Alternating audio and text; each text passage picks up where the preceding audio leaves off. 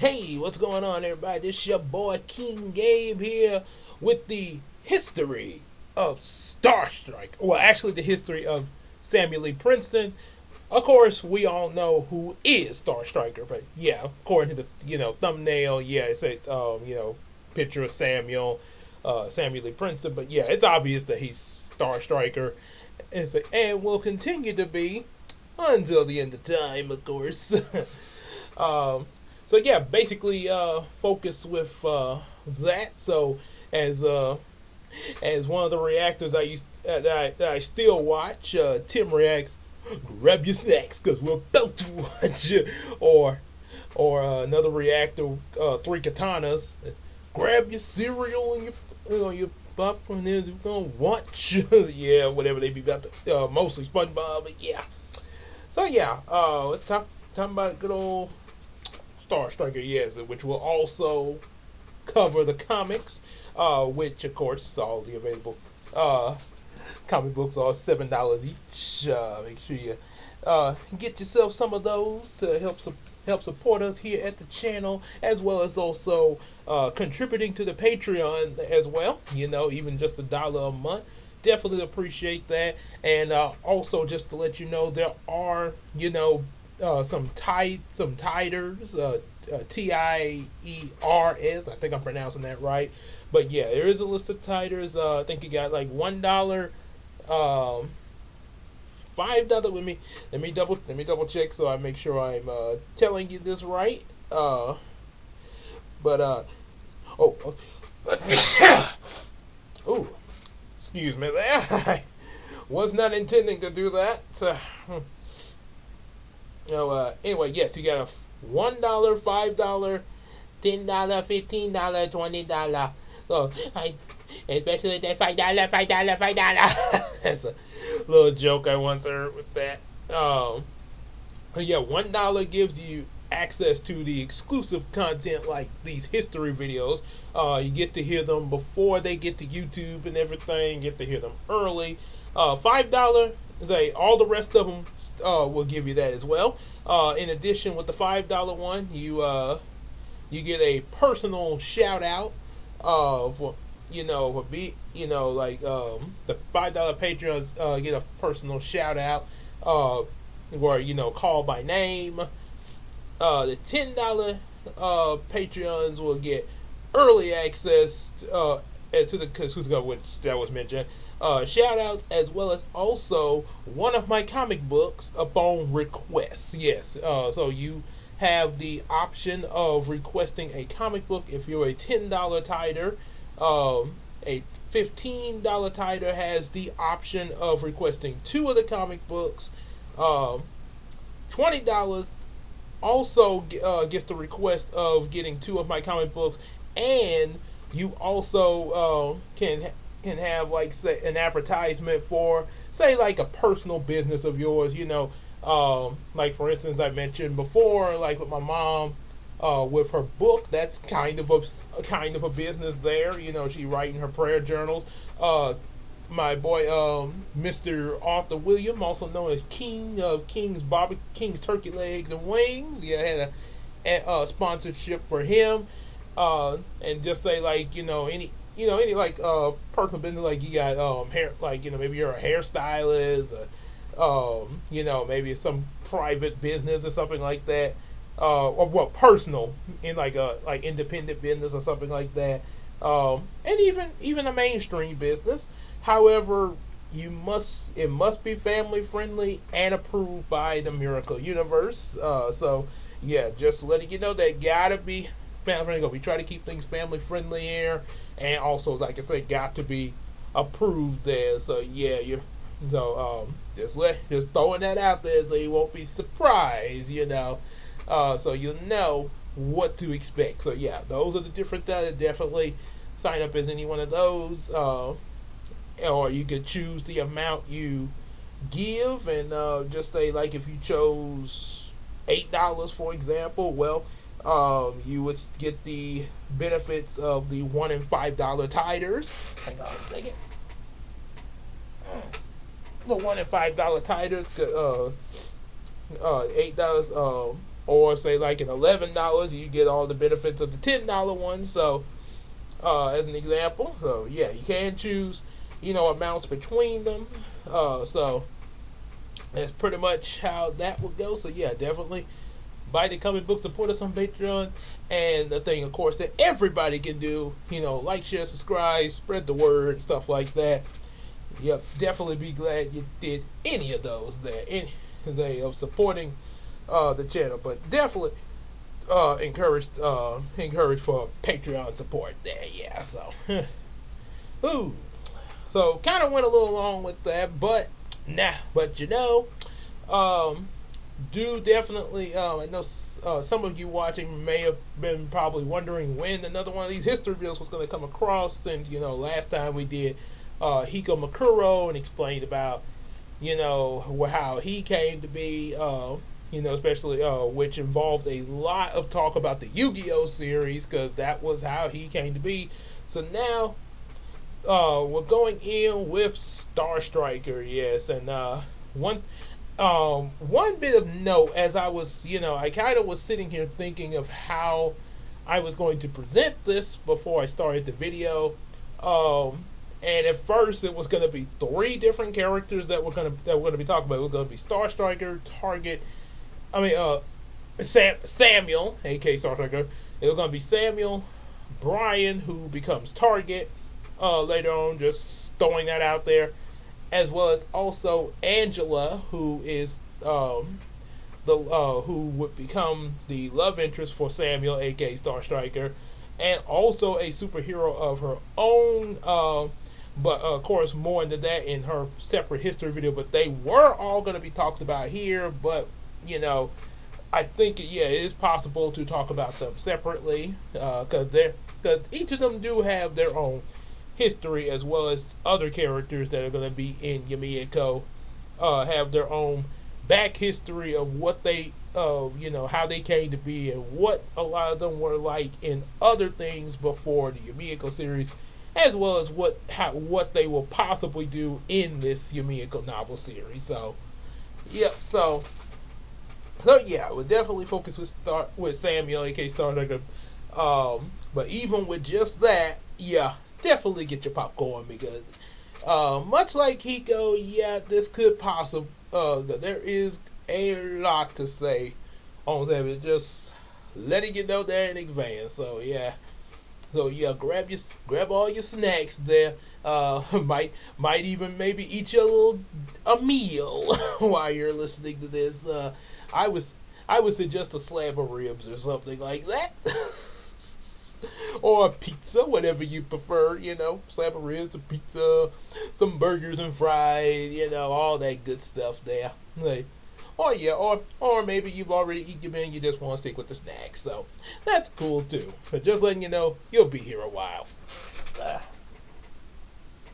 So, with all that said, sorry about that, man. No, yeah, when I duck like that off camera like that, yes, my nose keep running.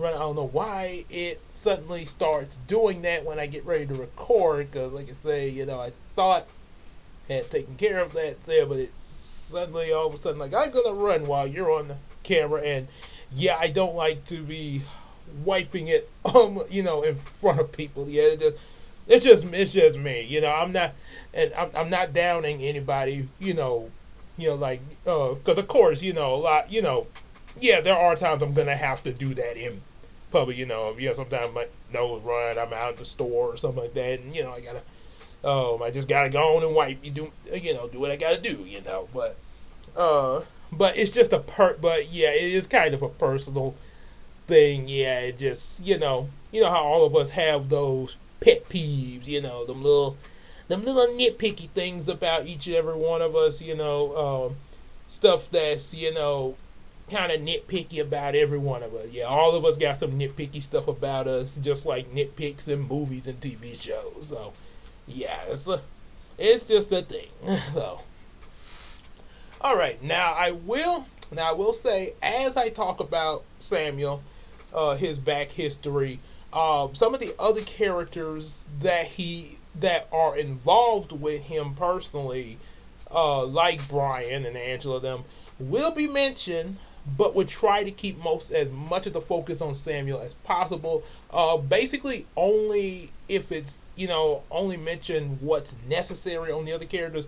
That way they can have their focus videos as well. With stuff dedicated to them, because they do have some focus stuff that's outside of Samuel. Of their own, much like the plush toys and Hiko. Yeah, so. And also, just another heads up, there might possibly be a couple other plush toy updates, and also there will be a story update coming soon. Like I say, we're still working on. There's some changes I'm even going back to making in the first 3 chapters of the. So, yeah, we're still working with that story update. So be patient with us on that. But at least what we're talking about now still has to do with the book, because it's involving characters that are in the series. So anyway, also show you this real quick that I still kept around. It's a little dusty. Oh boy, yeah, it's a Star Striker poster I had made. Well, not so long ago, but.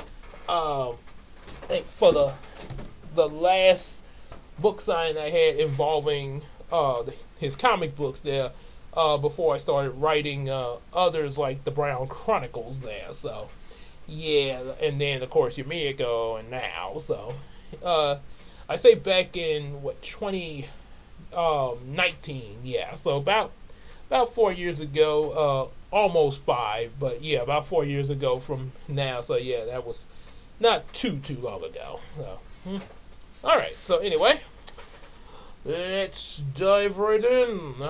Okay. So Samuel, also known as the Shreveport Defender Star Striker. Funny story is he did not get the title "I Strike Like a Star." I'm the Shreveport Defender that strikes like a star. That actually I did not come up with until I wrote the comics in 2017. However, so you probably wonder, well, how long has Samuel, aka Star Striker, been around? He, with the name Star Striker, he first got in the early 2000s, kind of around '04. I think there was possibly some, I would say probably somewhere around 2002 to 3. I sort of I sort of doodled him a bit there a few times in role plays of Teen Titans that Casey and I did, just like how we role played Yu-Gi-Oh. However, the inspiration for Star Striker came from watching Static Shock way back in 2002. So yeah, 2002 I actually came up with the character Star Striker. He actually, there were some other forms of him before then. I guess I could somewhat count Food Cat as that there. I know that's kind of a different thing there, but I actually did dress up like Food Cat back in elementary, which was basically some PJs and a bath towel. And then in middle school, and I actually have a VHS of this, which maybe possibly, because I'm on vacation now, so there's a possibility that I might do a reaction video to this VHS along with another one, because these two are probably going to be the only things I do a reaction to at the moment that I know of, because some of my home movies, are sort of like sort of like you don't really sort of need to be kept private there. But these two are probably the ones I could actually open up and put on YouTube. Which is one is San Diego in space, and the other one relating to Star Striker, the Masked Avenger, or sometimes the Caped Avenger. Yeah. Funny thing about that video, I think it says Master Avenger on the label of the VHS, along with some other stuff that was on it too, that I had recorded on there. But in the actual video, there are some scenes where I say Master Avenger, some scenes I say Caped Avenger. I never was completely decided on either one of those titles there. But I guess technically you probably could say the Master Avenger because the Caped Avenger was sort of taken by Garfield. He because he has done that identity before, the Caped Avenger. Wasn't much to it, but yeah, he did come up with that. So yeah, you could say the Master Avenger, unless of course it's already taken by some wrestler, because that kind of sounds. Looking back on that, yeah, Master Avenger sort of sounds like what you would expect from a wrestler title, possibly. So yeah, it's probably good that early 2000 high school, Star Striker was born because yeah, that's a yeah, cause it's good that cause that's a little more creative there. So just a little brief about those of you who don't know what Static Shock is, the inspiration for Star Striker. Just a brief summary, as brief as I can. Static Shock was secretly known as Virgil Hawkins. Virgil was, of course, a high schooler who he lived in Dakota. Matter of fact, even got his own animated series, Static Shock, with 4 seasons, as well as a comic book series. Haven't really read the comic series there or been able to get a hold of it there anywhere. So all I had was pretty much the animated series there. By of course the late Dwayne McDuffie, God rest his soul. He passed, I think, like in 2011. He also did some other things for DC Comics, like Justice League series and stuff like that. So as far as helping with I think animating and stuff like that, writing stories, I think. But I know he is he is the creator of Static. And when he made the comics, he also made some other comics. His comic thing was known as Milestone Comics, and he ended up getting funding from DC Comics, which led to the animated Static Shock series, because that was the hero they became the most invested in of making an animated series out of all his creations there. So that was how that got. Yeah, that's right, but that was again. Anyway, it's getting annoying. So with that, yes, Static, Virgil, normal high schooler. His best friend was Richie Foley, and this is this is important to point out because there was an episode that kind of focused on it. Virgil, of course, is an African American superhero, which is another reason that it really struck my interest. Main lead African American superhero, and even Casey was really into this with me. At the moment, she's more into Marvel than DC. Just stating, but yeah, there's some DC stuff that she kind of liked there. But Static was one of them. Yeah, we definitely watched ourselves some Static Shock. She even pictured herself. We both even pictured ourselves in the show. Yeah, she even made up a couple of characters in there. Static. He first episode of the show, he went got it was there was a what they call the Big Bang, which was a gang war. One of the bullies at his school, Francis, that he had got into it with, was out there. Virgil was asked to come out there by a guy named Wade, who had protected him from Francis, and was really demanding that Virgil joins up with their group. But you don't want me. I'm too scared to be a banger. But of course they still insisted because they I guess in a way felt like they were doing a good deed, protecting Virgil and everything. And there were other gangs out there as well. So gang war, and then the Big Bang reason why it's called why the Big Bang event got his name because the police tried to break up the gang war and some kind of way there were chemicals down there where the gang war was taking place. Big explosion of the different chemicals, gas form. Next thing you know, the next morning, Virgil wakes up with electromagnetic powers. So he decides to become a superhero called Static Shock. Of course, other people got superpowers as well. A lot of which, especially a lot of the gang members, decided. A lot of them which became, villains. Like Virgil's personal bully became Hot Streak with fire powers. Um, yeah, other villains like Ebon, which turned into shadows. His minions, Talon, a bird girl, and Shield making like energy weapons. Uh, an armadillo, Bang Baby, and so on. There were some that did try to pretty much do like Static and be heroes. Adam Evans started off as not well, kind of sort of a villain, except his thing was he was pretty much just using his powers to get revenge on some people that had done him wrong in the music industry, and as well as try to get street cred. That sort of got him locked away.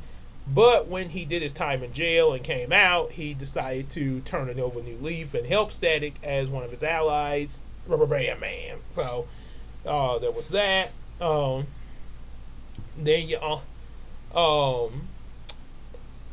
there were also other villains as well. Then of course they decided to that Static would be in the same universe as Batman, Superman, the Justice League, and all that.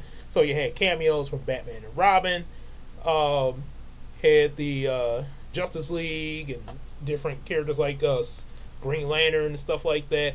Also, oh yeah, and the African American thing. Yes, Virgil's African American. His best friend Richie is Caucasian, or as society would say, white and black. White and Virgil's black. But I'm gonna go by African American and Caucasian, respectively. Also Richie said he was somewhat Irish too in one episode and part Viking. Oi.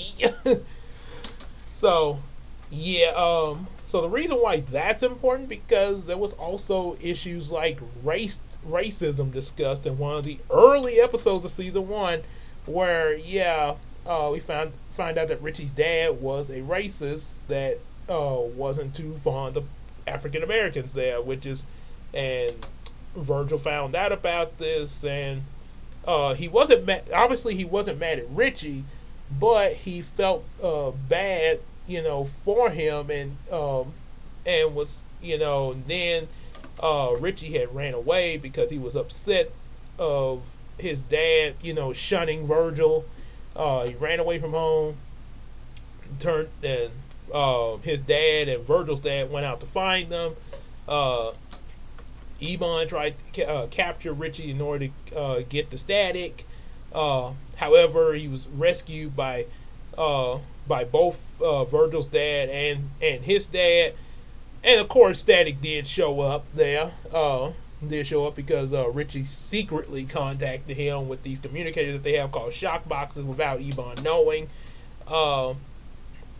And of course, over time, toward the end of the episode, Richie's dad began to had regrets of being racist and apologized to Richie and became more accepting of Virgil as well as African Americans in general, because seeing how this really hurt how this really hurt other people like Richie there. So yeah, so that was actually a really good episode. There was also even topics like being homeless. A girl named I think Permafrost who wasn't really a villain, but she didn't have control of her powers and was in a really bad emotional state over people shunning her and not really trusting people as well, and had her ice powers just going kind of crazy. And Static, rather than trying, Static, just at the end of the episode, stopped just, didn't fight her, but reached out to her, especially after finding out, what her deal was, and even and told her that he was able to relate to her because just like she lost her parents, he also had lost his mother, and also he was like a lot of people in life, he himself was guilty of not giving her attention earlier, attention her and sort of shutting her a bit unintentionally, apologizing for that as well, and of course, and was able to get her some help there. Oh, yep. So you had stuff like that, cameos with the DC characters like Batman and all that. Much later, Richie becomes a partner of his in season 3 or 4, known as Gear, with technology and stuff, because apparently the Bang Babies had a late effect on him where he becomes super smart. Uh, so he's able to use that to help his Static partner. Another hero named Shebang, who wasn't even a Bang Baby. She was created in a lab with joined them a few times. Um, and yeah, that was I think that was yeah. There's more stuff to it there, but that's pretty much the main basis. Yeah, so yeah, trust me, that'd be a whole nother video to really. I probably do like a history of season 1, season 2, season 3, so maybe even the characters, just like I'm doing now with my characters. So yeah, but yeah, there you get the idea. Yes, Static is a good show. Definitely check it out. So now, every when I first was watching it, especially during during the summer of 2002, leading into my first high school year, because I had to take summer school classes in order to get to the ninth grade. So I remember coming home from my summer school class with chicken nuggets and watching Static Shock, and sometime I would be even in my a homemade Star Striker costume that I had made myself. I would purposely wear this while watching the show and eating my chicken nuggets. So, had which it looked pretty much like this costume here in Star Striker issue 1. Only difference with the costume I had in reality back then was it didn't have sleeves. It was a sleeveless shirt. So,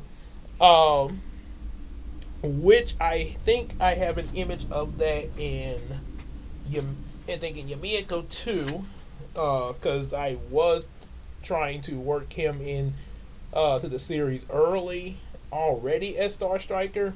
Of course, now he will be in the novel series, so we'll get to that in a minute. Uh,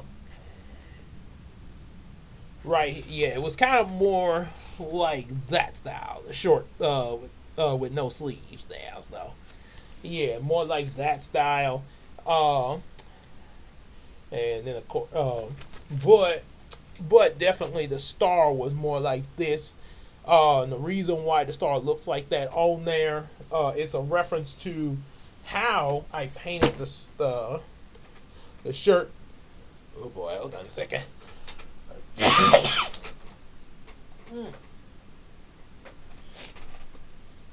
This is really getting annoying. Yeah, wait till I start recording and then do this here. Um, so yeah, it's a reference to how the first Star Trek costume that I made while watching Static Shock and stuff.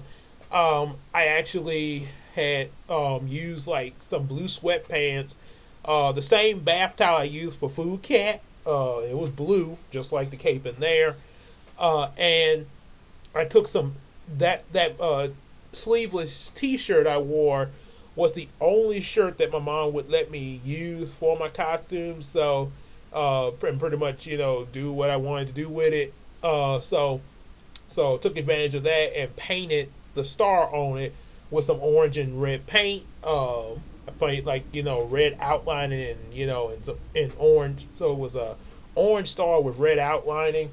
I think here in the comic book it looks more like yellow with red outlining, but yeah, it was a painted star, and yeah, there was that was the basis of that, and that's how I made his first costume in his comic series star.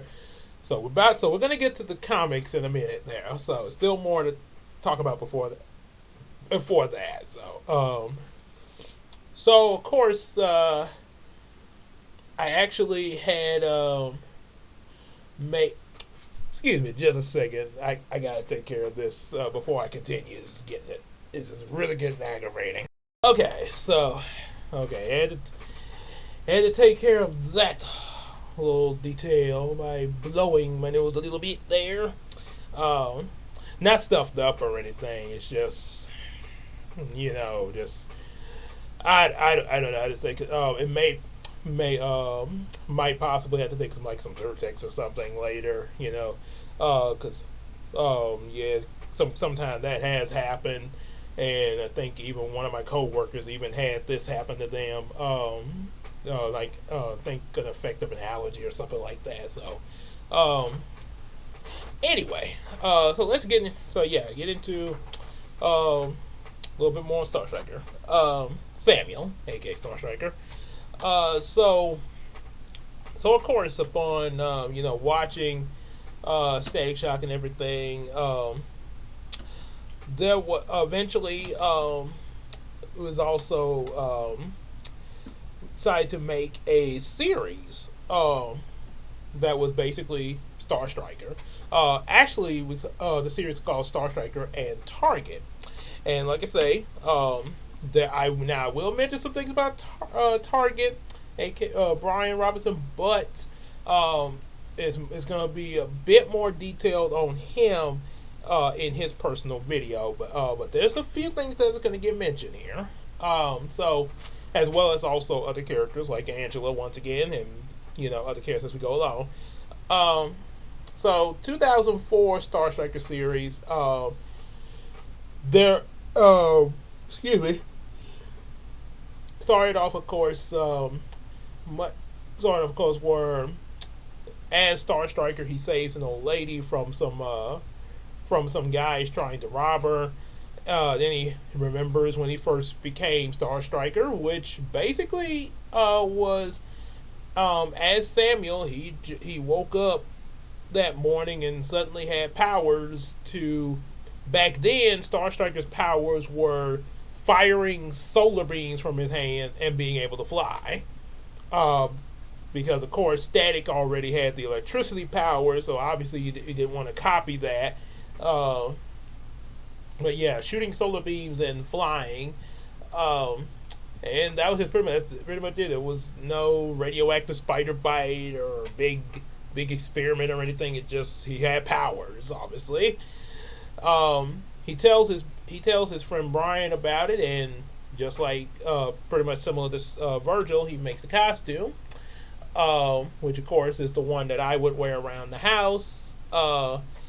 And with that, he decided to go out on patrol and try just kind of fly around, try out his powers, and at the same time, a criminal family, the Westwoods, it was Anthony Westwood, his wife. I want to say, she'll probably have a different name in the Yumeko series, but was Sheila. That was like I say, so Anthony and his wife Sheila,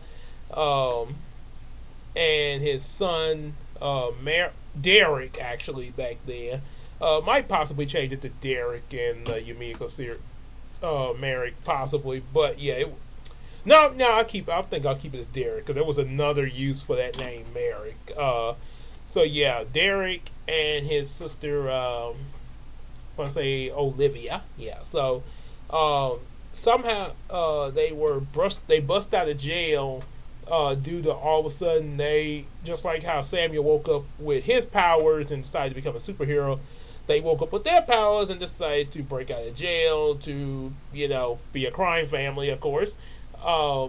Anthony became Arcturus. His wife became um, Octilia. Say Octilia. And the son Derek became Octobraid.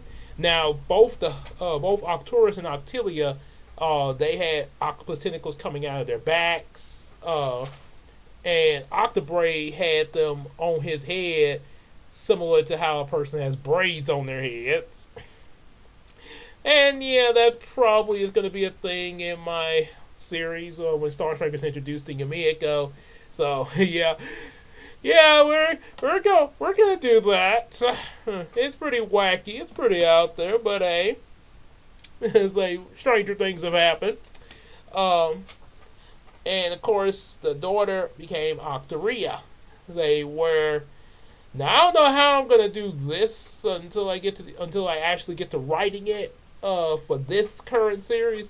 But back then I had it where her ponytails could turn into octopus tentacles. So we're still kind of working with that, because of course there are going to be a few things that will stay the same, but some things that might change there, to I guess you could say kind of make more sense of it, or even make it better. So yeah, Octopus family.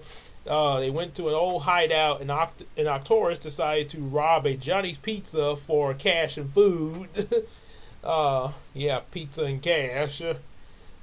And I, and because of the fact I was watching Static back then, I imagined Star Striker sounding, with the his voice sounding like Static, of course, because that's, like I say, that was the inspiration, and Arcturus sounding like Ebon there, one of the main villains from Static. And yeah, probably, not right now, but yeah, probably definitely would need some dirt text a little bit later, because I can feel it in my eyes there.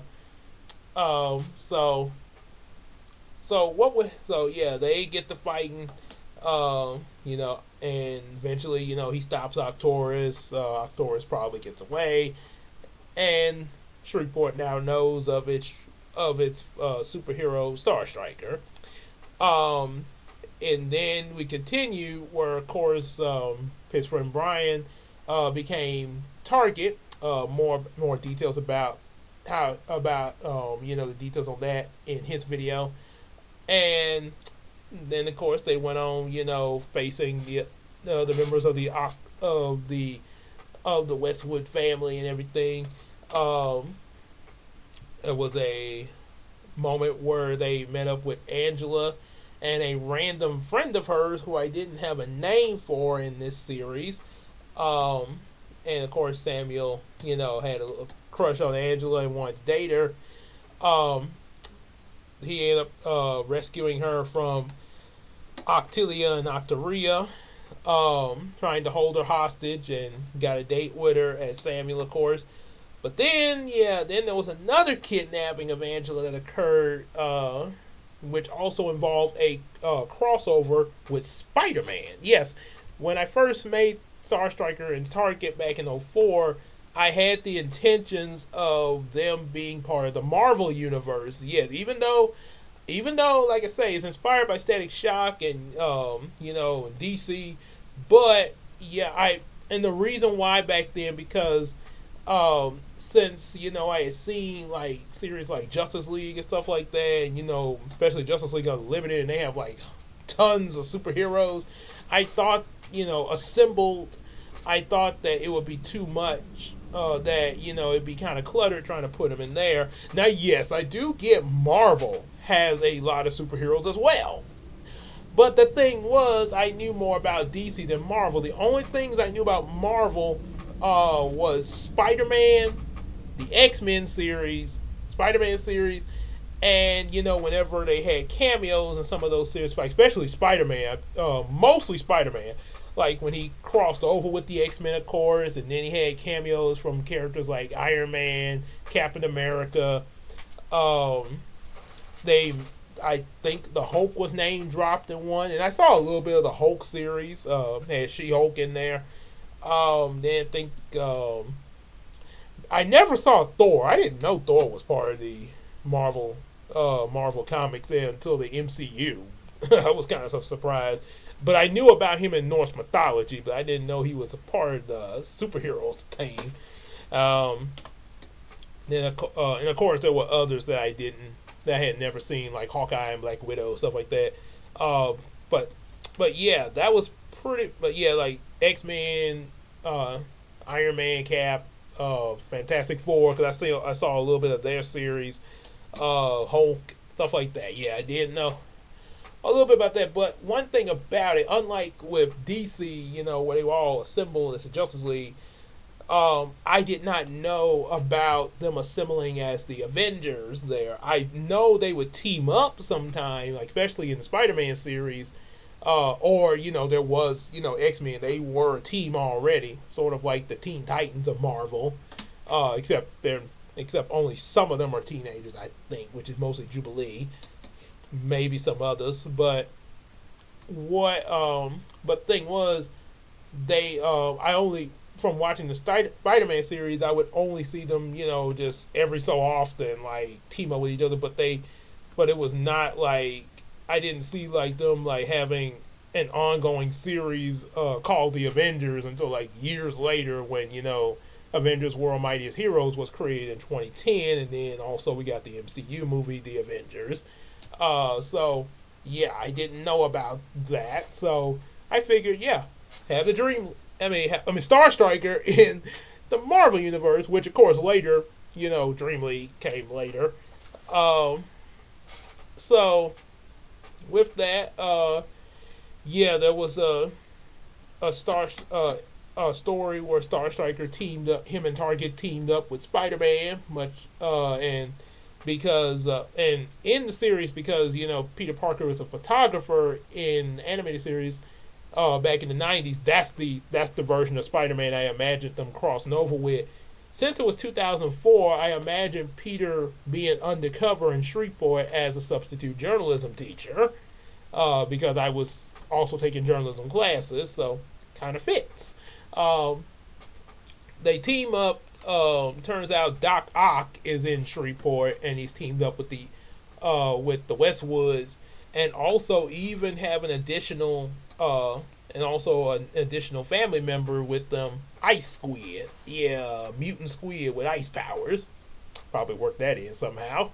So yeah, they all teamed up, and Doc Ock helped them to capture Angela again. But this time, instead of just merely holding her hostage, they made her into a mutant known as into a shark mutant, known as Shark Lady. So yeah, that was thing. So this kind of knowing that this was Angela, yeah, they kind of Star Striker, Spider-Man, and Target kind of held back from attacking her, which caused them to get captured.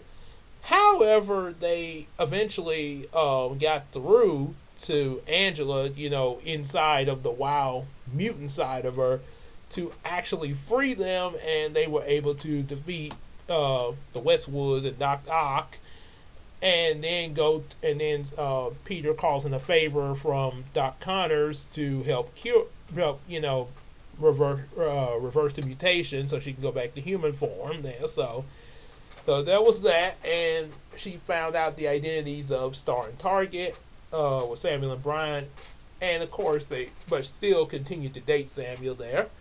So now you got three of them in there. So yeah, but so then and then of course there was another crossover they had with Spider-Man before he went back to New York, which involved where they got a new video game, and Octobraid decided to trap Samuel and Star Striker and Target in the game. How he did that without knowing their secret identities, I'm not completely sure what was in my mind, because a lot of this, is in my mind, and mostly I wrote episode summaries of this back then. So, but they were trapped in a video game called Demon's Lair, and Peter Parker got wind of it and was able to hack into the game to get them out of there. However, while that was going on, the Westwoods had flooded all of Shreveport, so the entire city of Shreveport was underwater now. And so once again, they team up with Spider-Man to stop the Westwoods and get Shreveport back to normal. So yeah, that was pretty cool crossover with Spider-Man. Friendly neighborhood Spider-Man here in Shreveport. And yeah, some of you are probably going to ask me how his webbing would work, here in Shreveport, because especially those of you from Shreveport, and know the only place where we have tall buildings is the downtown area. Yeah, not really much where his web could catch on to, like in New York. So, uh, yeah, I didn't really think about that when I was thinking of the crossover. Yeah, so uh, I don't know. I don't know how I did. So yeah, if you're wondering how I worked around that, I have no idea. Uh, I have no idea looking back on that. So not gonna be an answer to that. I will say it was pretty but it was a pretty interesting idea in Spider-Man: Homecoming when they actually addressed how he would function in areas that didn't have tall buildings like the neighborhood. So and surprisingly, that was in a Spider-Man comic. So, hmm, as a, so yeah, I give Spider-Man writers credit for pulling that off. Yeah, okay, it works for me. So back with Star Striker, yeah, more they had more adventures. One involving similar to how Static was with Bernie Rast in a couple of episodes, when Bernie Rast tried to do like a Static Shock reality show, and one episode where he actually did a music video with Lil Romeo, who does the theme song for seasons 3 and 4. So that was pretty little neat nod, does the theme song. Why not have Lil Romeo a cameo? Uh, so in my thing, Star Trek and Target had cameos, celebrity cameos from Steve Harvey and Raven Simone. Yeah, Steve Harvey was in that. Well, actually, no, not Steve Harvey. My cousin, whose name is cause my I have to mention this, but yeah, my cousin Steve in there, who is a pastor of a church, but also he's on a gospel radio station known as KOKA, and he announced about Raven Simone coming to Shreveport wanting to do a music video with Star Striker. And during the music video, the Westwoods tried to use some mutant plans to try to disrupt the music video. And of course, Star and Target do their thing and stop the plants. And they do the music video with Raven Simone. Easy peasy. However, then of course, something else that will. Oh yeah, before then, they encountered a fortune teller at the state fair, named Madam Lisa. If I use that in the Yumeko series, that character, she's probably going to have a different name. But anyway, Madam Lisa was telling fortunes and stuff, but Samuel and Brian found out that she was that she was a sham, and was scamming people at the fair, sort of similar to an incident in an episode of Garfield and Friends when Garfield exposed the phony fortune teller. And of course, Madam Lisa is so mad, she wants to get revenge on these two boys. Then suddenly she gets psychic powers where she's able to control people, which is a reference to another episode of Static Shock, involving what's her name, Madeline Spaulding, who was able to control people. Yeah, was able to control people and everything. So let me turn the sound down so that way it can just vibrate. Yep. So yeah, she was able to control people, and so Madam Lisa used this ability. She also had mind reading powers, of course, and because of this, she was able to see into the minds of Samuel and Brian, finding out that they were Star Striker and Target, and decided to control them to, as Star and Target, do crimes like robbing banks and stuff, which got them into trouble with the police and everything. So, in order to clear their names, lawyer Matt Murdock showed up. I guess he was just visiting just so happened to be visiting Shreveport for reasons.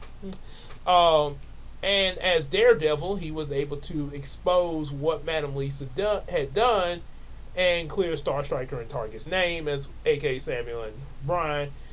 Also, yeah, some kind of way, because I think she revealed their secret identities to everybody, but some kind of way they was people were able to have their memories erased of this. Yes, it was, like I said, this was way back in 2004, so I'm not completely. Matter of fact, the next year will be the 20th anniversary of this Star Striker and Target series, so quite a milestone there. So yeah, not completely sure the details on that, but that's how you got your team up of Star Striker, Target, and Daredevil. Uh, and this was done because of Casey, of course, is a big fan of Daredevil from the Marvel universe. She even and of course she was especially into the movie that had I think came out around that time in the early 2000s, the Daredevil movie back then, with Ben Affleck. So, which is pretty decent, but not a bad movie. It's good. It's okay. Um, Actually, it's actually pretty fun. It has its little nitpicks here and there, but it's actually really fun to watch. Yes, I've actually seen it for myself at some point. Yeah, it's really fun to watch, especially Michael Clark Duncan, rest his soul, playing the villain Kingpin, and I think Will Ferrell as Bullseye. Bullseye, Bullseye. Yeah, they were having they were having a lot of fun with that. Pretty much like the guilty pleasure that some of us have of the Joel Schumacher Batman and Robin because of Arnold Schwarzenegger as Freeze. Freeze will, Batman, can you be cold? Iceman cometh. Yeah. Someone actually stated that those ice puns could even work with the more serious version of the character, like in the animated series. Um, but of course, they were trying to be really super kid like. So yeah, that's how we got that. But it is what it is. So anyway, back with Star Striker. Speaking of Casey, she had a character that was introduced after the Daredevil crossover known as Sword Girl, aka Julie Yukashi, who is in the Yumeko series as well, and there will be a video on her. But yeah, but Sword Girl, showed up, and she was in that version of Star Striker. She was mad with the world because of the death of her parents, and decided to just pretty much attack the world. So, yeah, we. So because of that, yeah, they had to stop her and everything, but didn't do so well, and kind of had to retreat, and so there was quite a few episodes of them going back and forth with Sword Girl, and until eventually she came to their side. So yeah, I'm definitely gonna have more details in her video of what happened in that. Yeah. So now, after they became a threesome, yeah, there was another cameo from Daredevil. Kind of became a regular character in the series, basically because of Casey. And there was a character called Detective Goodhardy, who was based off my Big Papa. All of them had to team up, go to New York to stop some type of heist going on that involved the villains, the Kingpin, Tombstone, Silvermane, and a few others. So obviously there was a Spider-Man cameo. All of them had to take them down. Then towards the end of the Star Striker series, Angela became Bubble Girl from a side effect from the mutation from earlier when she was Shark Lady. Explosive bubble powers, which of course, yeah, years later, after meeting Christina, she took Bubble Girl and was like, yeah, let's make her Bubblina. And now Bubblina has her own series out in her own universe. So that's how that came up. But back then, yeah, it was Bubble Girl, and she wasn't a mermaid in that series or universe. And then, he wanted to go from the whole Static Shock setup to, hey, let's make a team of them, and sort of, like in the style of Teen Titans. But we need a fifth member because we got Star, we got Target, Bubble Girl, as well as Sword Girl. So we threw in the fifth member, Venom X, with shadow powers like Ebon. And then went right into the Dream League series. So, yep. So that was how Star Striker was for that time period. And like I say, the Dream League is gonna be a later video. So yeah, we're gonna continue more about what happened of Star Striker and other iterations. The costume that I made for Star Striker, I actually, in real life, how Superman has his costume under his clothes, like, this sounds like a job for Superman. But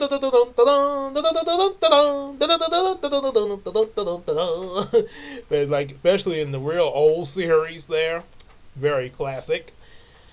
Well, I myself, okay.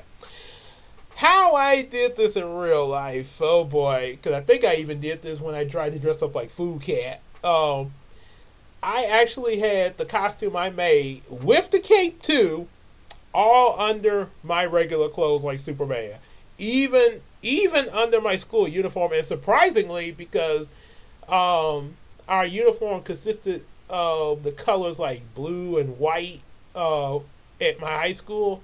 So even with my white shirt, surprisingly, the star on the costume did not show.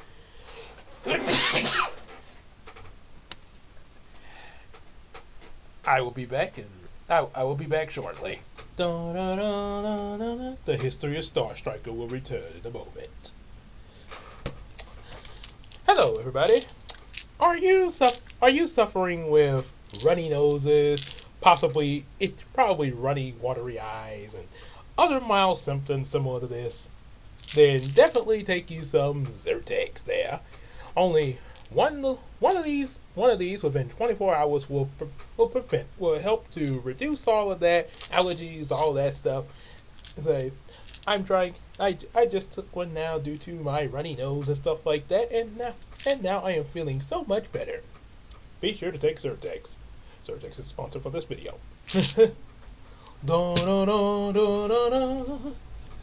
We now return to the history of Star Striker. Okay, no, Zyrtex is not sponsoring this. No, it's not. But I did take one though. Because I was getting tired of all this runny nose and everything. So I recently took me one. But no, it's not the sponsor for the video. And yeah, in case anybody didn't get that reference of will now return, that was from the old Transformer series, Transformers, robots in the skies. Autobots wage their battle to destroy the evil forces of the Decepticon Transformers. Robots in the skies. Transformers, more than meets the eye. That's a good show, as well as good movies. So anyway, back to Star Striker. History of Samuel Lee Princeton, aka Star Striker. So what happened in later iterations? That's right. I was talking about my costume. Okay. So yeah, I literally wore the costume under my school uniform and sometimes other clothes, but a lot of time under my school uniform.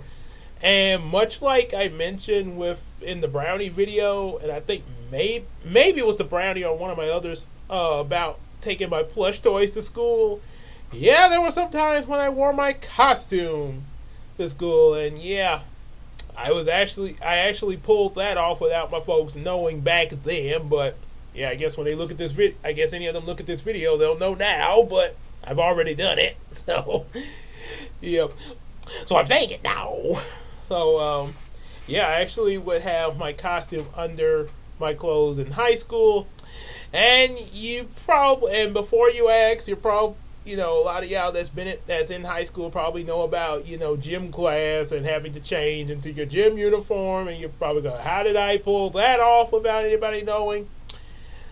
Well, I remember I mentioned that the costume was a sleeveless shirt and sweatpants along with the cape. I would change in an area of the locker room. Yeah, and I know that, and I think I mentioned in a previous video, possibly that there was one point where I would change in a room separate from the locker room because some of the students were playing pranks in there by turning the lights off for some reason. And yeah, it got kind of hectic in there. So yeah, I actually coach allowed me to dress because a lot of them would pick on me more so, especially during the turning off of the lights there. I was the only one that reported. I think I was pretty much the only one that reported what was going on. So, however, eventually, yeah, I did have to start back to changing in the locker room, and yeah, they sort of monitored to make sure the lights being turned off didn't happen, sort of make sure the students behaved. However, I managed to find areas and change at times where nobody was looking, so no one ever saw my costume underneath my uniform, and I would do it really quick, take my uniform off, and then put the gym clothes over it. And to hide the sweatpants, I would roll them pants. I mean, really roll them up under the gym shorts. Yeah, I had those things rolled up really high. Because, like I said, they were sweatpants, so yeah, and they stayed in place too under the gym shorts. Sort of reminds me of how in the Spider-Man animated series, how he would roll up the sleeves of his Spider-Man costume whenever he had on short sleeve shirts. There, which he wore that quite often. So yeah, it was a lot of time he had to roll up the Spider-Man shirt sleeves there. And I assume probably had stuff like his like the feet and gloves of the costume probably like in his pockets or something there. It's and as well as the mask. So yeah, of course the mask and gloves of my costume was of course in like my backpack and stuff like that. So but yeah, that was that. But that's how I did it there. So yeah, I did the Clark Kent, Superman, Spider-Man, Peter Parker thing there.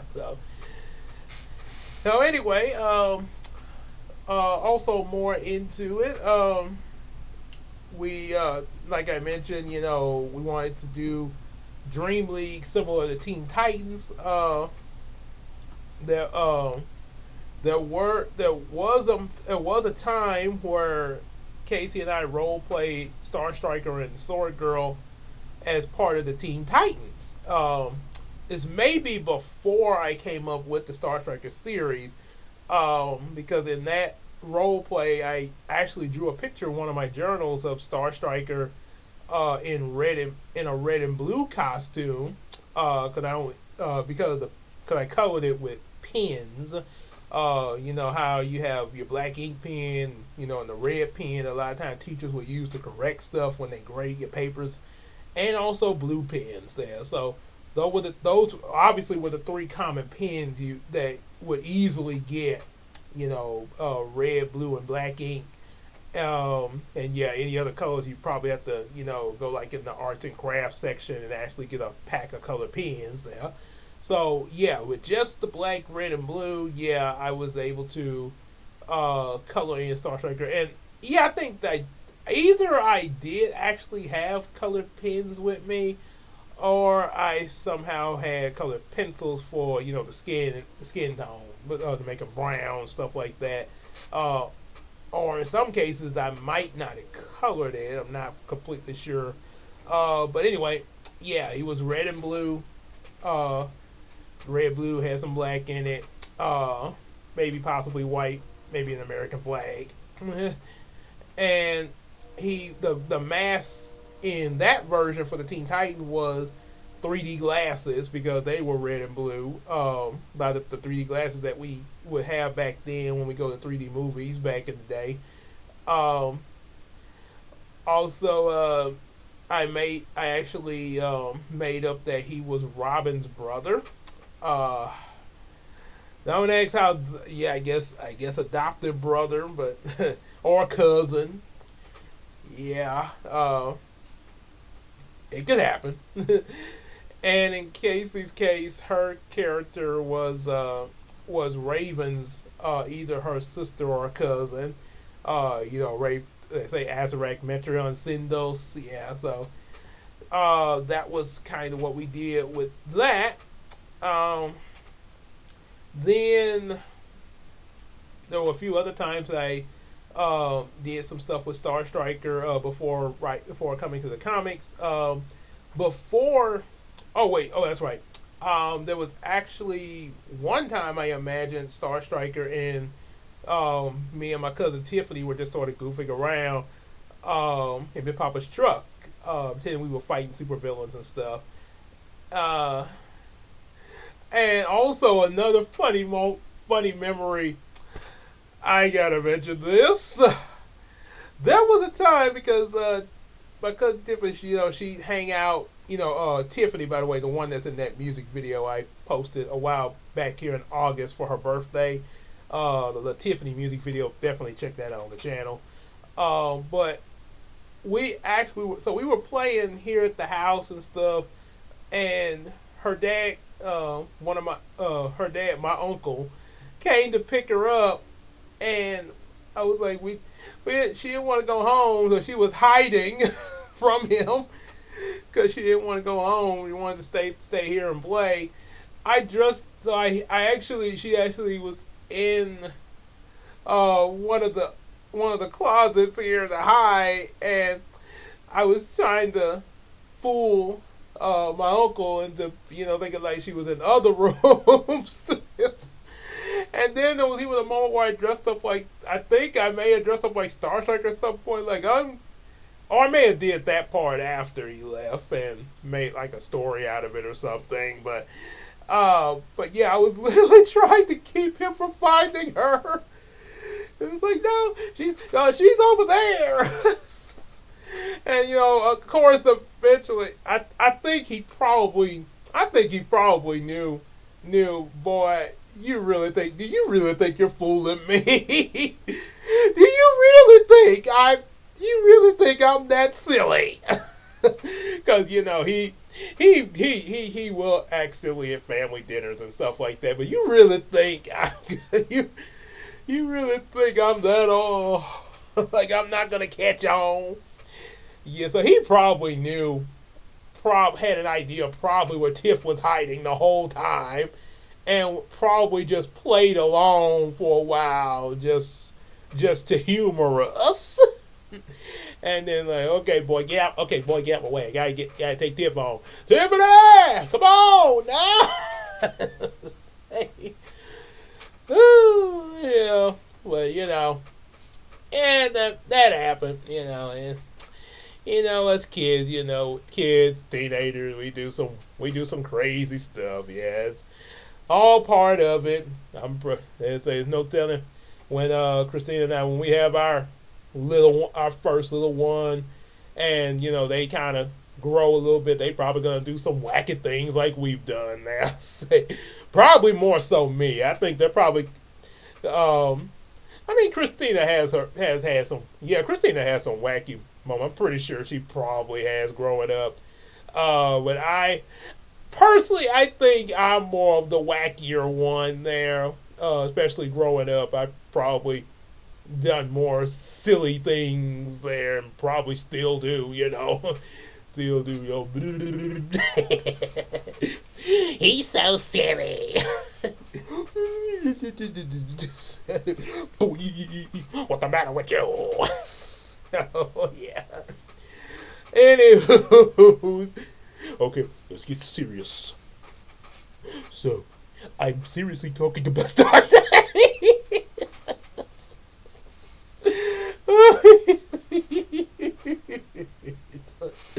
Okay. Oh boy. I told y'all needed some popcorn for this because I ain't even got to the comic books yet, and there's still some stuff to say on Star Trek. This is gonna pretty much now.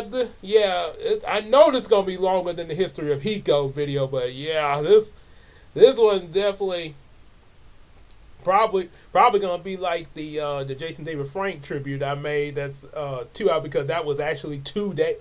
That was actually a two-parter video that I put into one video because it was 2 different days he came to Shreveport. So, um, so yeah, there was those moments. There were other times I tried to sort of revamp Star Striker in different ways. Even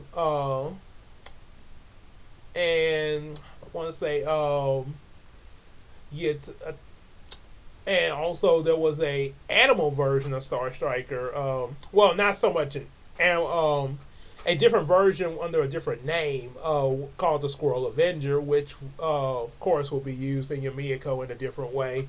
Um, so not really much to say on that other than real name was Merrick and he was raised by squirrels and that's definitely now yeah, I know there are stories out there about person in the jungle like Tarzan and Jungle Book and all that raised in the jungle. But yeah, this is just me personally. There's always the thing of if they're raised in the jungle, how do they know to where and I know it's for kids there, but how would in real life if they're out in the jungle, how would they know to put on any form of clothing? Yeah, and you pretty much know which form of clothing they go in. Yeah, I don't have to spell it out for you. You could figure out what I'm getting at, especially any of my adult viewers watching this. Yeah, so but I always would question. I looking back on that, I kind of question how would they know to put on any kind of clothing there if they're raised by animals of any animals? So, we'll figure out a way for that. Another thing that was done with Star Trek when I became a young adult was of course a series called Heroes of Dreams. But that was actually a series of novel books. And before I actually started writing that in 2010, I think that's when I wrote the first Heroes of Dream book. Before I actually started writing that, I actually tried to come up with, just Star Striker story in general to lead to Dream League, of course. That was kind of dark, somewhat. There is a version of Star Striker that appeared in some of my Power Ranger creations there for some reason. Then there was this, like I said, there was this dark Star Striker. Supposed to be, he was, that he actually didn't just wake up with superpowers. He actually had his powers from a battle suit that his dad had made, part of the BTB agency, which is mentioned in Heroes of Dreams, the official published books. And he'd be out doing the superhero thing, and eventually got into it with Sword Girl, who was being hunted by, of course, Target. In that universe, he was a bounty hunter. Talking about Target there, so yeah, it was a bit of a crossfire there. So during the time of trying to come up with because there was all kind of ways that were coming in my mind, I actually made another Star Trekker costume for what was called Kids Night Out that we had at Kroger. First time at Kids Night Out, I actually my first Kids Night Out at Kroger, which was not the one I'm working at now, but another Kroger that's closed down now. I dressed up like Static Shock. I actually made my own Static Shock costume with the jacket, and I mentioned that because he's the inspiration for Star Striker. But he had like the jacket that was close to the color jacket he wore, black pants, which was basically my uniform coat. Our uniforms is black pants, so I just used that black shirt, and actually even made a thunderbolt to hang over the shirt, pretty much like the thunderbolt in his costume from season 3 and 4, and made a mask out of some white cloth to tie around it, and I had a dreadlock wig. So yeah, and I was static. So, and of course, it was pretty good. By the time I came around with my Star Trek costume, I actually had real dreadlocks. Some of you who didn't know me before 2010, like if now people who probably were around me from 2008 to towards the end of '09, leading into 2010, because I got the dreads cut off after Thanksgiving of '09 because they were getting kind of expensive, and I was then trying to save up for the wedding for me and Christine, as well as also a place for us to stay, for us to live on our own. So I had the dreads cut. But yeah, from 2008 to the end of 2009, yeah, I had grew them dreads out pretty long. It was actually a pretty good look too. But a lot of people that didn't know me during those 2 years, and maybe like knew me after 2010, would probably think that me having dreadlocks is a myth.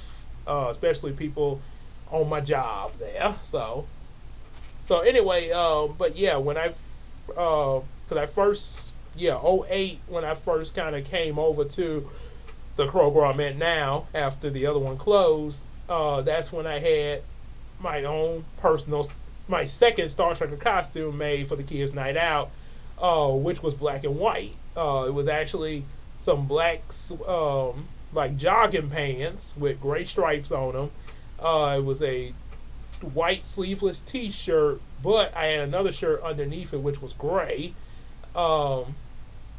And I didn't paint the star this time. I actually had it in, I think like a really strong black marker, a black star on it, as well as also one of those a black cape that you get from the costume store this time. It wasn't a bath towel, yeah, and a silver Mardi Gras mask. So, and along with, of course, my actual hair at that time, which was dreadlocks. So it wasn't a dreadlock wig. I actually had the dreadlocks. Halloween of 2009, because after Thanksgiving of 2009, I had the dreads cut. So during the last days of my dreadlocks, I was able to pull this costume off.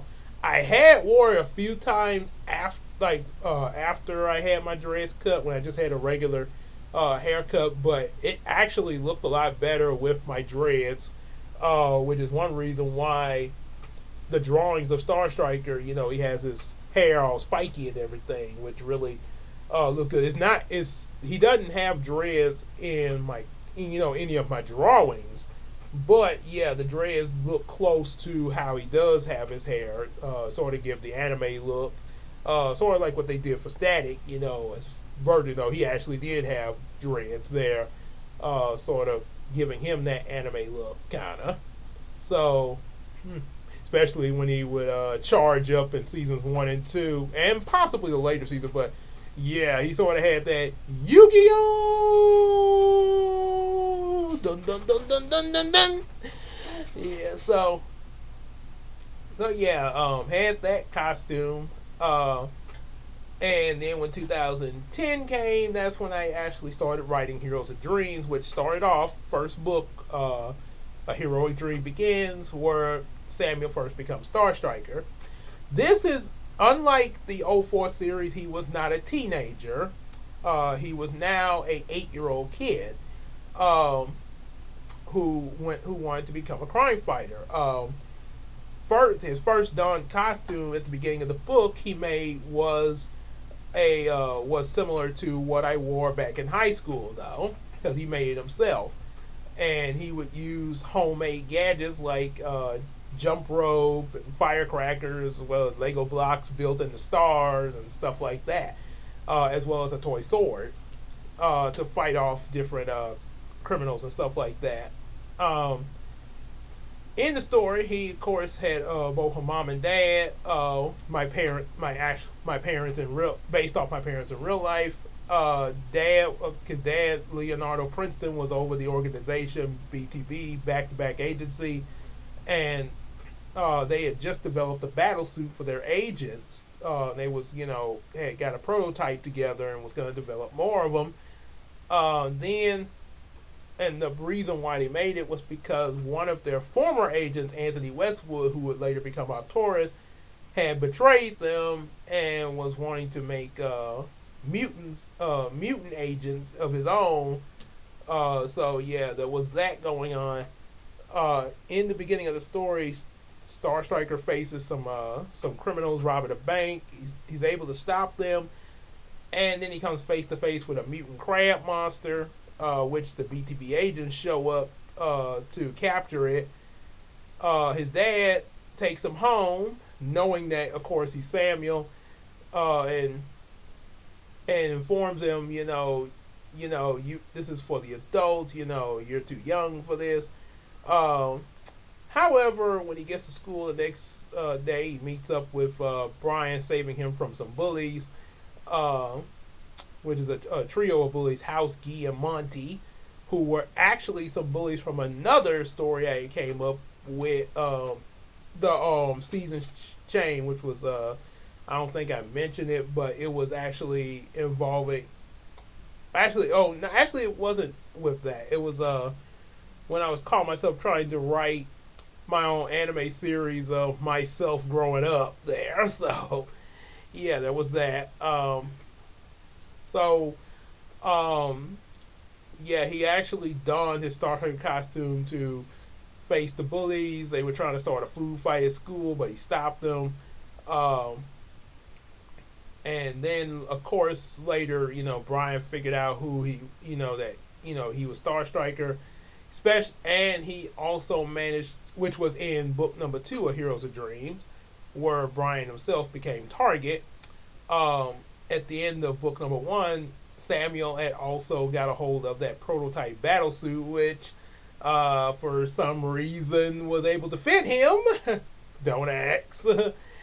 And he was able to use it to defeat a mutant that had hijacked the school bus that him and the other kids were on, and was trying to storm the BTB agency base. A snake woman mutant called Sia. Sia. Pretty scary looking, because one of my cousins, one of my cousins' son, his son actually read some of my Heroes of Dream book and was scared by the Snake Woman back when I first wrote it. Um, well, she's a villain like Lord Zed. So yeah, with that, yeah, he defeated her. Um, Now he was officially Star Striker and was working alongside the BTB agencies.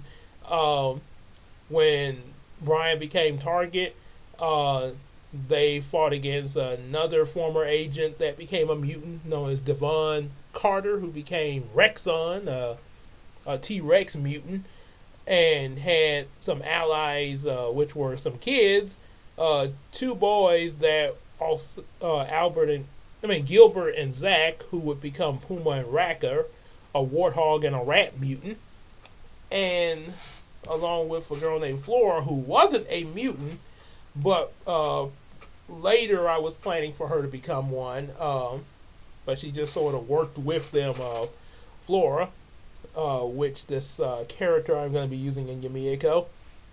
And with that, so that's right. Let me, okay, here we go again. Good thing I didn't have to blow my nose that time, thanks to the Zyrtex, which is running again. So anyway, I forgot to get me a handkerchief, that's why. So, anywho, let's finish this. Let's get to the meat of this. So anyway, so yeah, Star Striker and Target were now working alongside the BTB agents. Then book number 3 introduced Sword Girl, aka Julie Yukoshi. Then book number 4, instead of it being Bubble Girl, At this point, Christina had changed her to Bubblina, but she was in this universe with Star Striker and all of them, and much like, because me and Christina were married. Yeah, we back then made those two, Star Striker and Bubblina, thing back in that universe. Bubblina's human disguise was Melody Lee Scott, but is in Christina's series she's known as Melissa Robinson. So yep. So that was that. It was Bubblina's introduction book. Then Venom X got one for the first time where he actually got a backstory on him.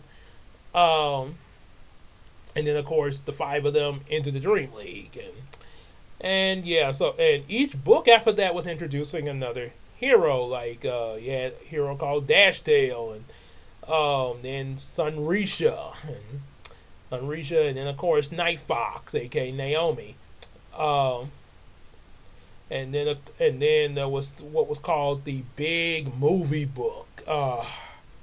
I know that sounds kind of weird, but that's what I referred to because it was a book bigger than the ones I had previously wrote for Heroes of Dream, and it was supposed to be the first anniversary book after 10 Heroes of Dream books, the first anniversary book, where you had Star Striker, Target, Sword Girl, Bubblina, Bantamax, Dashtail, Sunrisha, Night Fox, four other girls called the Atlantean Sisters that were friends of Bubblina, um, and a mysterious hero that popped up named called the Masked Angel, who was a mermaid a merman that also had angel wings. That's pretty interesting. And then on top of that, the introduction of a new superhero called Power Play. Then some cameo appearances from another group of former somewhat heroes from another book series I was writing at that same time, Reality Imagination series, and another cameo from another friend of mine from back then. Sorry, from another friend of mine back then who yeah, he done. Yeah, he's moved over into Texas there.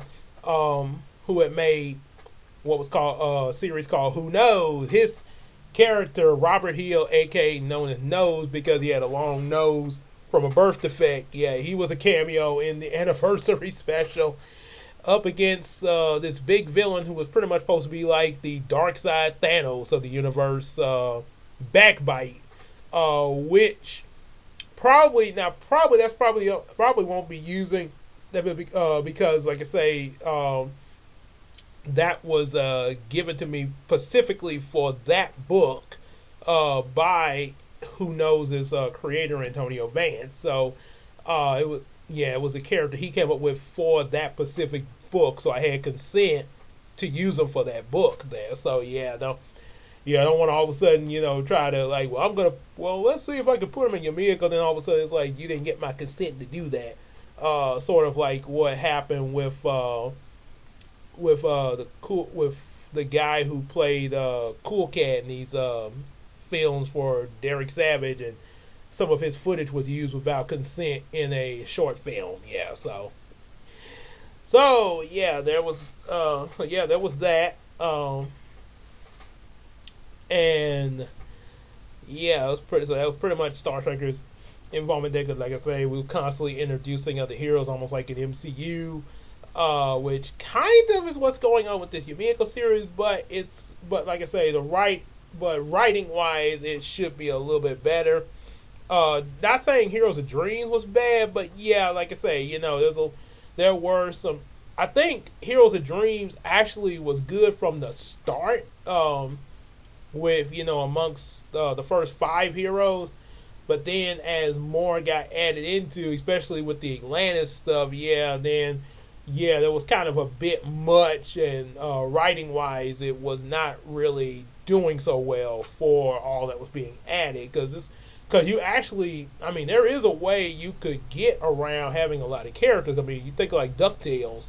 but it's all in how you write it and also how you do your characters. Write both the characters and the story. Sort of like what Link Horror said about the Justice League series. Yeah, you're dealing with a lot of characters there, especially in Justice League Unlimited, which is why a lot sometime in adaptations like that they streamline certain things from their comic sources in order to fit what they're trying to do.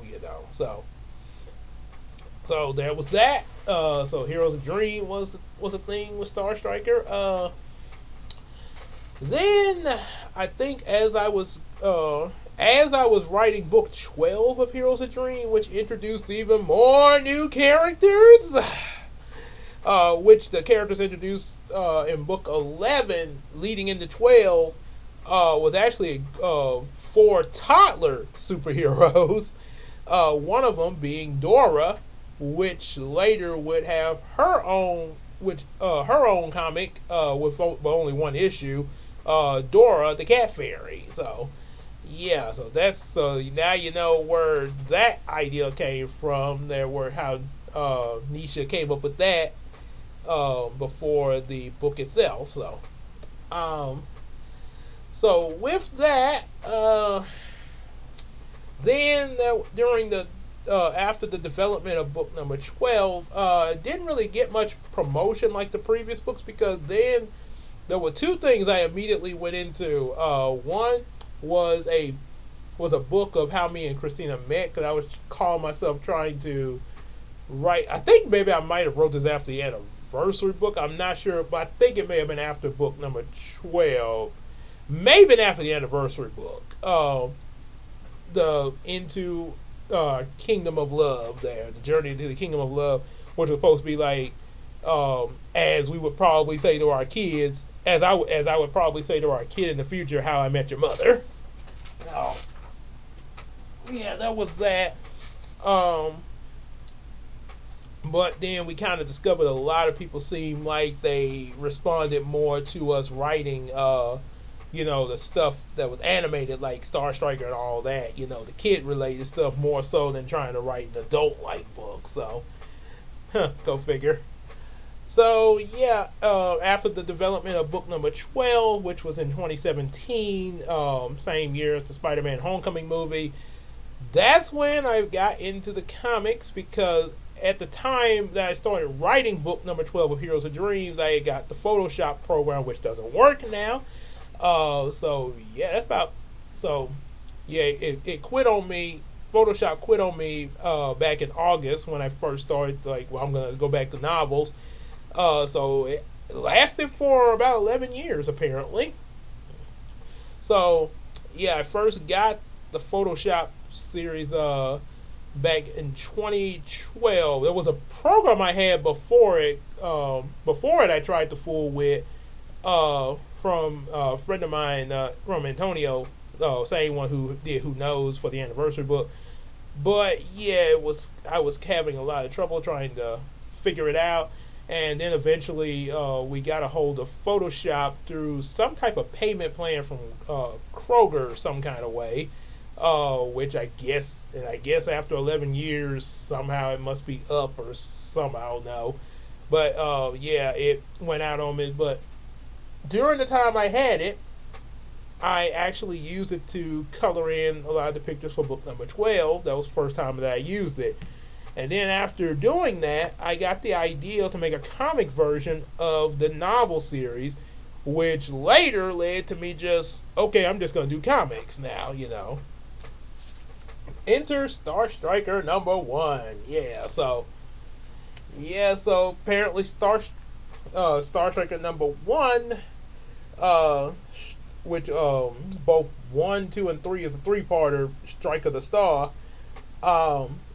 He said pretty much starts off similar to Heroes of Dream, where he's using homemade gadgets like the jump rope and stuff like that. See some of the pictures there. Yep, and so basically just a brief summary about it. Definitely get yourselves a copy of these books.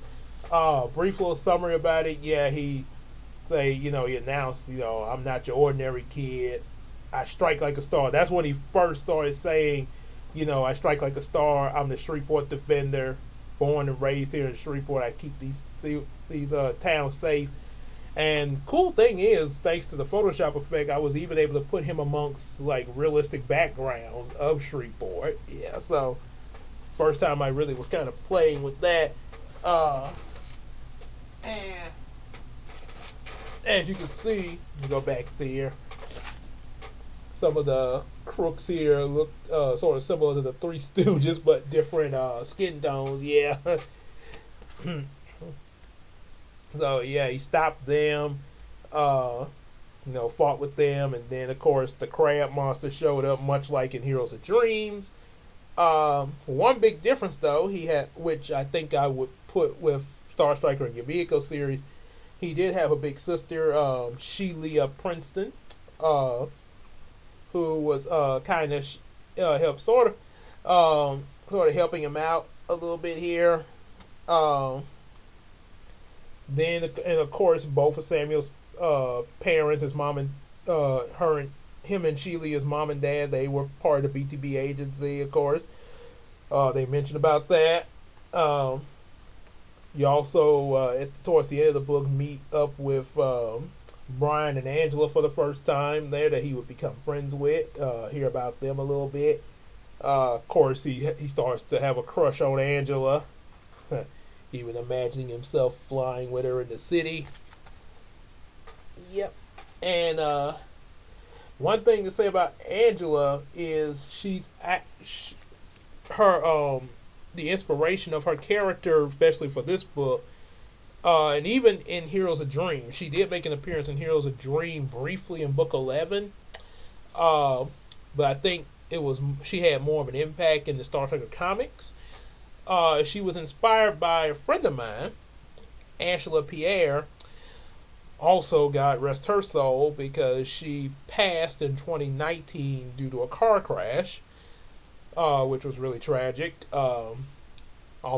Pretty much fell out my chair when I found out about it, because I had just got back from church and all of a sudden found out from one of her students at a school she was teaching at. So, yeah, kind of some shocking news to find out when you coming home from church there. So, yeah. So, but back in 2017 when she was still here, yeah, I came up with this, of course. She was not into superheroes, but she became, but because I had wrote this and she saw how this looked, she was actually pretty impressed with it and was like, yeah, and so she actually got, herself the first issue of this book there. She yeah, basically because, like I say, because of me, there more so than the genre there. And as I started to go through, issue number 2, where they get more into those 3 crooks from earlier. They have a boss named AJ, and they also meet up with Brian. He has a sister, no, it's Mimi, who's actually a digital sister, an AI that he made himself in his computers. Even has a butler at the mansion known as Chester, which that's probably will come into play in your Miyako series in a different way. Um, we get more into Angela and her mom being working at the news station and everything, and and she has a dad in there who is a painter and everything, who even makes a special presentation for their anniversary, for him and his wife's anniversary, which is a poem, actually a poem I had wrote for Christina years ago. Uh, so then, but then villains show up with their boss to try to hold up the news station in order to force Star Striker to come out, and of course leads over into issue number 3, where he shows up, saves the day. Issue 4 continues what's going on at the news station. Here's another cool image of him rescuing Angela there. continues where he's you know still fighting these guys and discovers a power known as Star Blast power. It's not solar beams like in the '04 series, but it's the actual power of the stars, which means that the Star Striker could, especially in this version, and I'm using that power in the Yumeko series, he could actually take on someone like Superman possibly, because you think if he generates his power from the stars, that means he could also pull energy from the sun itself since it's a star. So imagine what would happen if he had energy from the red sun, which we know cut Superman's power in half. So, yep. So that was that. He defeated the crooks and everything, along with the boss who pulled out some super mecha suit. But Star Trek was able to use his powers to defeat him. Then we had the introduction. Instead of Target being introduced first, we never did get. We got 6 issues of Star Striker. Never did get to a Target introduction, but there was the introduction of another hero, which will have a video as well. Diva Slay, aka Monet Chanel Pierre, who actually, because of the character Angela that I created, inspired by Angela reading my comic books, actually had chose to contribute a character to the series known as Diva Slay to fight alongside Star Striker. So yeah, there'll be more detail on that in another video, but yeah, that's so book 5 and 6. Yeah, you get her introduced into the series and what happens there. And is what, and like I say,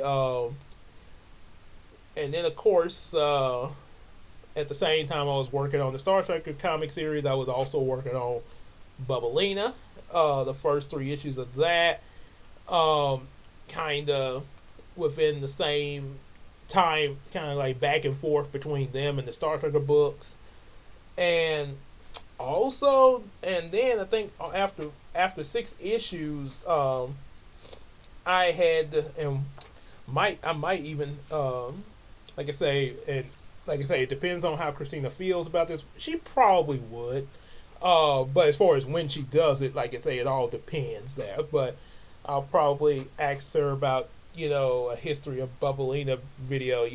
Let her like have her books and stuff like that, and she could from her perspective there. That way you can hear from her, since she's the writer of them.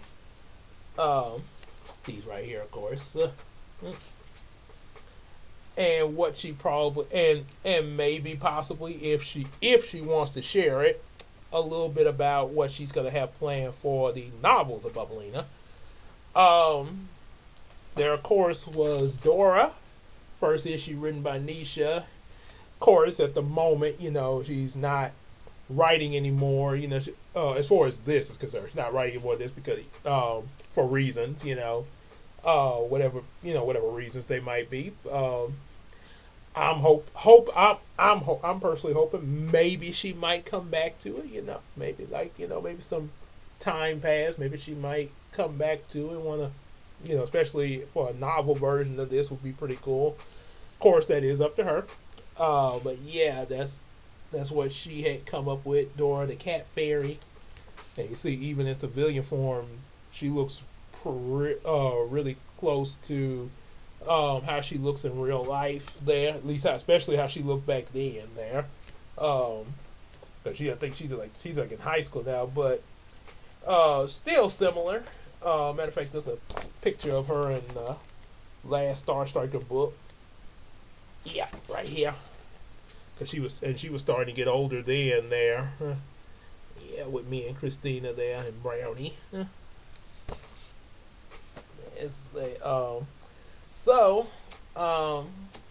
And with that,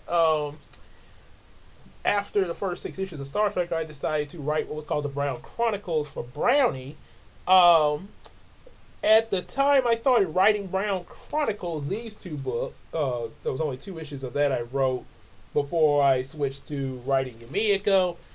At the time, I called myself was going to.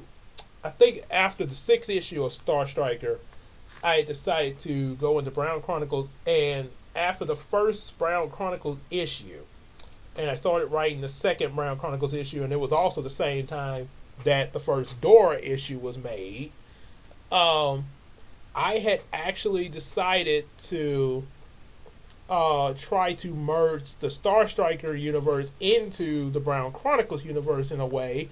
Uh, where him and his friends that were introduced in the Star Striker series were part of Brown Chronicles, but in a different way. As you can see right here at the end of it, Samuel, Angela Bryant, and a new friend of theirs. Uh, yeah, they was going to arrive and reveal that they were already in the Brown Chronicles universe in a different way and reference the Star Striker comics. So yeah, there was gonna be that there. And then of course, but let's see, all that was 2019. So then of course, 2020 came, and yeah, we had the COVID go on, all of that. Say, had to stay inside and stuff like that, wear the mask, blah blah blah blah. Yeah, not exact. Yeah, not I know. Not exactly a very good time for a lot of people. Tragedies and stuff like that came because he was trying to, and that's why they were trying to develop the antidote, the COVID shots that we have now. Um, so with that said, Yumeko was went into development, but actually the first Yumeko book, first Yumeko comic book was not released until 2022. I think right at the beginning of this year. This is 2023. We're in right at the beginning of this year. This book came out, and then immediately after that, the second book came by pretty much last summer. So why it took so, and also the fifth issue of, I think like the fourth and fifth issue of Bubblina was released around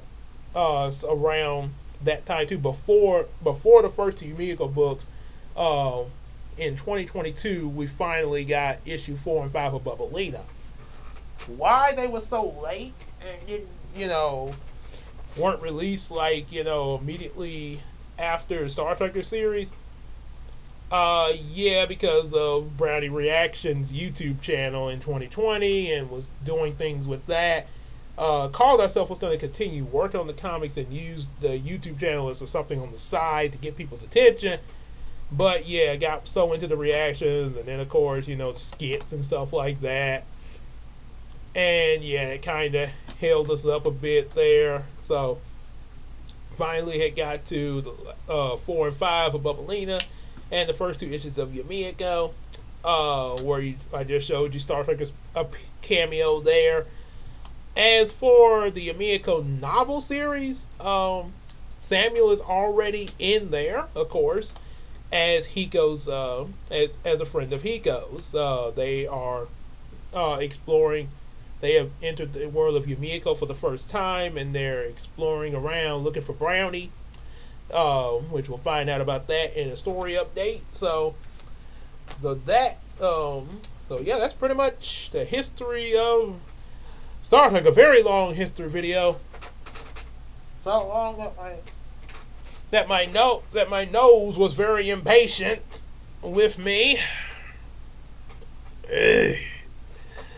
Yep. So, but I got through this though, and yeah, I was thinking of maybe doing. So yeah, I was thinking of doing recording another video after I did this one to put up there, which I probably still will, but I highly doubt I'm gonna do any more recording today because I had to say a lot for this video. So yeah, that was quite a bit to say. So yeah, going to wrap this up. Like what you see, like what you've heard. Sorry, well, you see me, but like what you heard, definitely, like, share, subscribe. Like I said before, share with your friends, all that, and definitely get some of these comic books that, especially we mentioned in this video, especially the like Star Striker and the other Bubblina, Brown Chronicles, all that. And also support us on Patreon. Yes, become a Patreon. The different ones I show you, you got your $1, $5, $10, $15, $20, or you can choose something in between. So, yeah, definitely sign up for that and support us there on the channel. And we will see y'all in the next video. And also, yeah, definitely be checking out other little small videos that I'll be coming up with. Especially, some of them may be up by the time this one is available. But yeah, I'm definitely putting up videos on Christina because her birthday's coming up. Queen Tina, because her birthday's coming up. As well as also about to about to bring, the development of our first child. Yeah, so yeah, we got that good. So yep. So yeah, so we're gonna be yeah, like I say, gonna be some more history videos as well as story updates. Hopefully maybe I can get the first Yumeko book out at least by the end of this year or around January at the most. Because it is taking a while to do this, partly due to procrastination. Yes, I procrastinated quite a bit, but also thinking of how, like, what's all going to go into it at the same time. So yeah, it's coming. So yeah, so story update, more history videos. Get early access to them by becoming a Patreon and supporting us. And like I say, as well as also updates when and they say she's pregnant. But you'll know when it gets announced. So this video should be up before we say that. So but yeah, definitely get on that. Buy comic book, support us, and we will see y'all in the next video. Take care, everybody. Cause we strike like Star Striker, Shreveport defender that strikes like a star.